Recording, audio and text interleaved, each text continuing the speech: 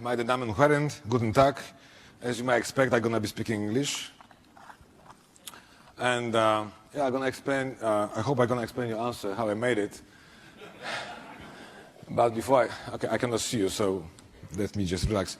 So, but let me start with a personal statement. I'm a Polish and European, and some people ask me which come first.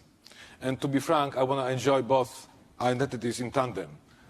I was born both. I was born in Wrocław, which you call Breslau, and my family comes from Lwów, which Ukrainian call Lviv. And this is our history in a nutshell, and I think it's full of very harsh answers. My party is called Nowoczesna. This is a modern party in English. It's a centrist, pro-European movement where activists meet independent experts, created only 18 months ago. It has more than 20% of electorate support in recent polls, and thus it leads the current opposition. Election is going to be, unfortunately, in 3 years' time, so we're going to be, I hope, stronger than now. That is quite an achievement in a country which is being perceived as the traditional man of Europe, but it proves that tradition and modernity do not have to collide head-on, but can coexist in the peace. I myself a case in point, and both am a believer and a reformatist. You shall see then when we replace the current regressive government in Poland, and I'm optimistic that we will do it in 3 years from now.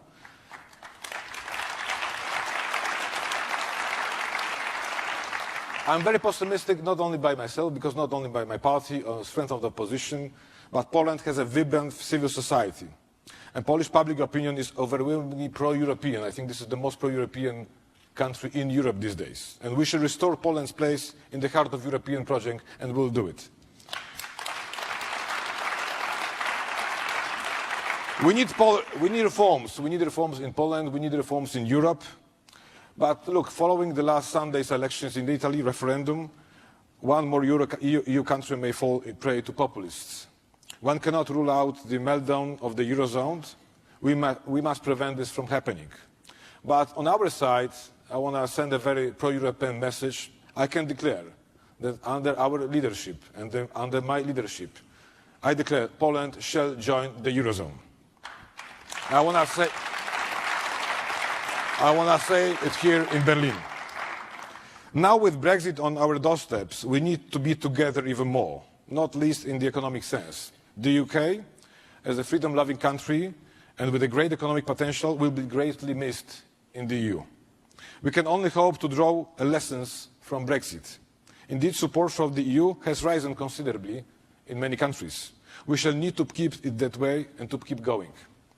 What matters now is the next steps. We'll respect the EU-UK citizens' wish and will negotiate with them fairly, but it means no negotiation without notification. I hope that Article 50 will be invoked in March, so that the Brexit is completed before the next European elections to the Parliament. However, unless there is another referendum on that issue in the UK, which might happen. I think that they realize what they've done, and they don't know what to do now. My message today is very simple. Populists, and I think I would have to make a very strong statement here, populists can be stopped. The Austrians showed us last weekend that it's possible and doable. This is important because the people in Europe need proof that populist march to power is not historical necessity. What was possible in Austria is also possible elsewhere, including my country. Let me assure you that we will do our best to make that happen. And I stand before you today as a European. The times may seem hard for moderates and liberals in Europe. Yet, in every challenge hides an opportunity. The paradox of today is, if we face populism bravely, we shall come out stronger than we have ever been. We shall overcome. In other words, what's the difference between us and populists? They usually overpromise, never deliver. We tend to not overpromise, but we also deliver. I think this is the key message to the public.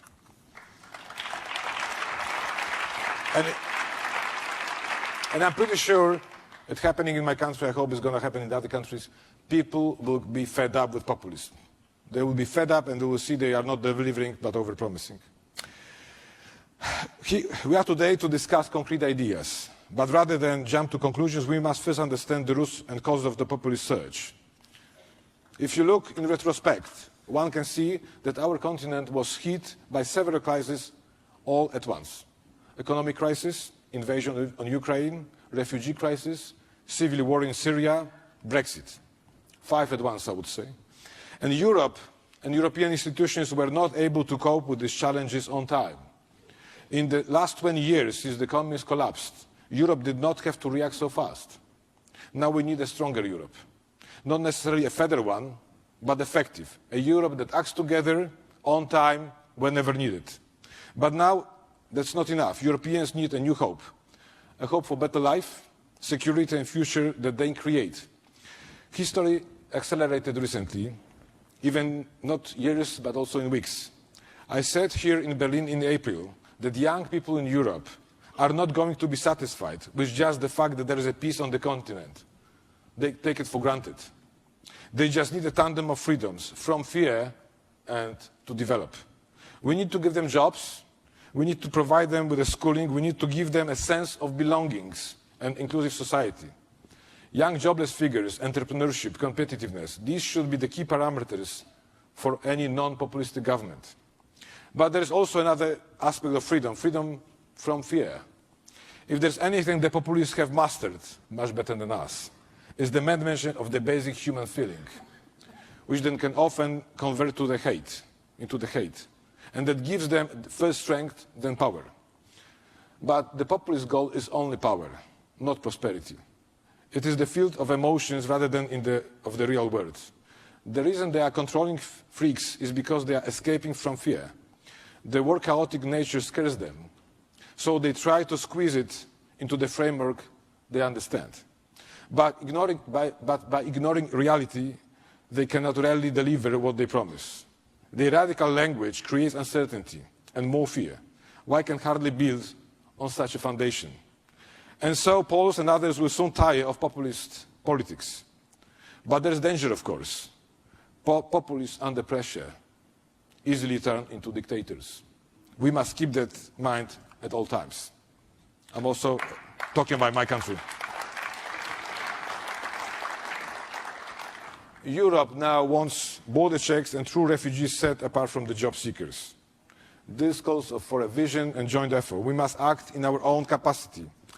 Since America is unwilling to intervene in Syria, and even less Mr. Trump, we as a European have to be able to do it. Let me address the set of crises that hit Europe recently. A refugee crisis. Faced with the influx of millions of arrivals, Europeans must be stronger. A European has to act together, especially as far as the border control is concerned. This also applies to the fighting terrorism. Possible jihads need not to travel through New York and to blow themselves up in Paris. Pan-European coordination must replace fragmented strategies. And this is the task for Europe. The citizens expect Europe to act effectively and swiftly. Ukraine invasion. One has to understand, I'm living in a country where in our neighbor there is a war or frozen conflict. I can tell you privately, this is out of my text, I was born in 1972. When I was 17, communism collapsed. First in Poland there was a Berlin Wall. And I was living in the world of peace and I thought history really ended. But it really changed when on the March the 1st in 2014, suddenly Russia invaded Ukraine. And suddenly I felt that, it's different, it's unsecure. And on our neighborhood there is a real war, which probably was something I didn't expect. So this is a new world we have to face. Russia has kept pushing boundaries, both geographic and mental. It has attacked Georgia, Ukraine, has fueled the Syrian war, thus contributing to migration to Europe. And now there are voices of concern about Baltics. Russian military build-up continues and cyber attack proliferate. His empty coffers force Mr. Putin to look for an enemy, external enemy. That is what one calls a real threat. Ukraine is the buffer between us and the greater power. To those unconvinced by values, let me offer argument of the realpolitik. I think this is a German word, right? By protecting its own territory, Ukraine protects us and ours. Poles have a long history with Ukrainians. Some of it is very painful on both sides. But we have overcome an even more painful history with Germans who are now, and you are, our friends. Let's make the good history again with Ukraine.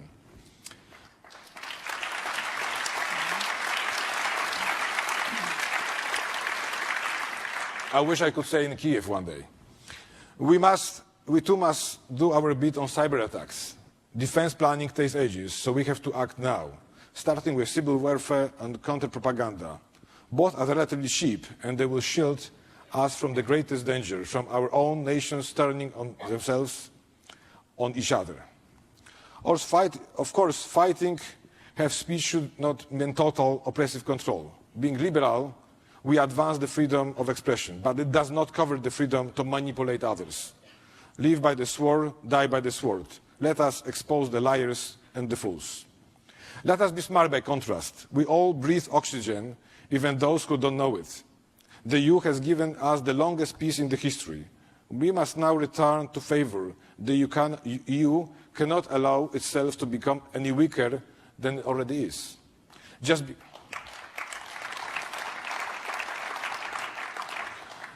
because Europeans have forgotten politics does not mean politics can be forgotten them. We must reshape Europe with courage.